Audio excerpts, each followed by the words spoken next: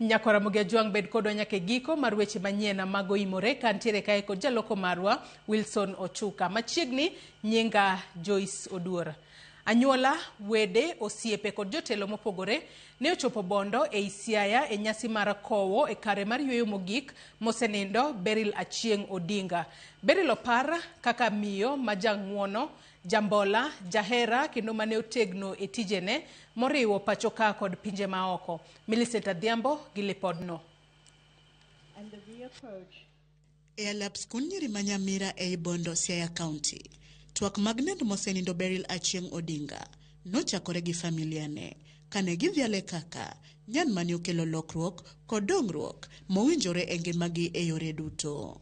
Nyithind Beryl Odinga ne otimo nend min-gi gi chuny lit kod mirima kamoro ne yango kit fuok ma min-gi oweyo chien. The last 2 months has shown the country and indeed the world that the family can go through difficulty, but we can all be strong again. Mom raised us to be strong.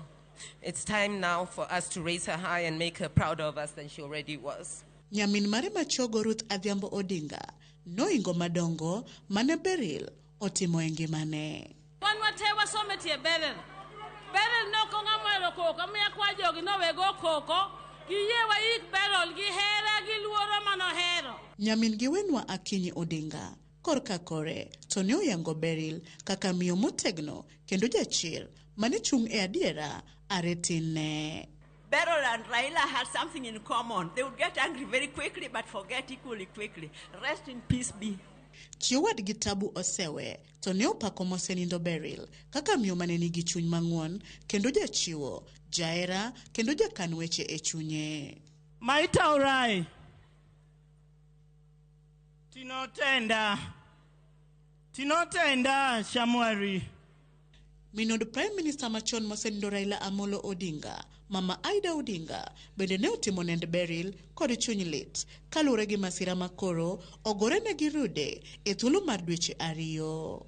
She loved all these children and generous. When she finally moved to Zimbabwe, every time Beryl came home, we knew there were a lot of goodies for the children in that home. So don't worry about the two of them now.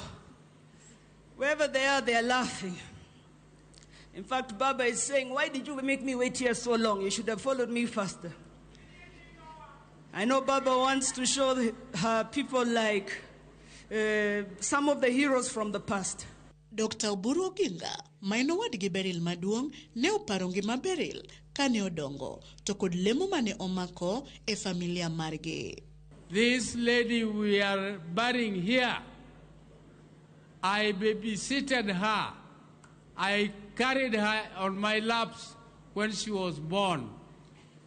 She was a very buoyant baby, and I always used to know when she wants to cry. She was a very, very great lady. She brought up so many members of our family.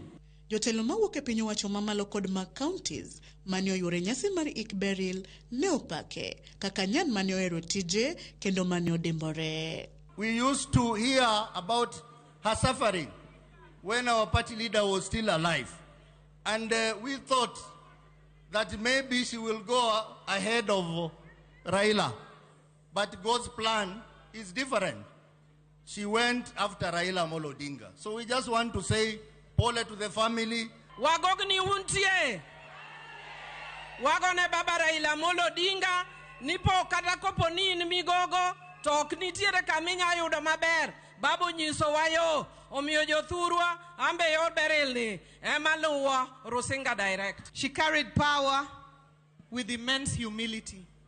And today we celebrate her. Nyasi marik Beryl ne otele gi kanisa jokopere e samoga na makwar ne oyuoro kowuok kuonde gi kuonde mar kuyo gi familia no kaluore ni en mana dweche ariyo nyaka ne familia joka Odinga wito wuodgi maratipo mosenindo Raila Amolo Odinga. Millicent Adhiambo, Ramogi TV, Bondo, Siaya County. Oganda Luo okwa mondo omed nyayo kwe e kindgi kendo gi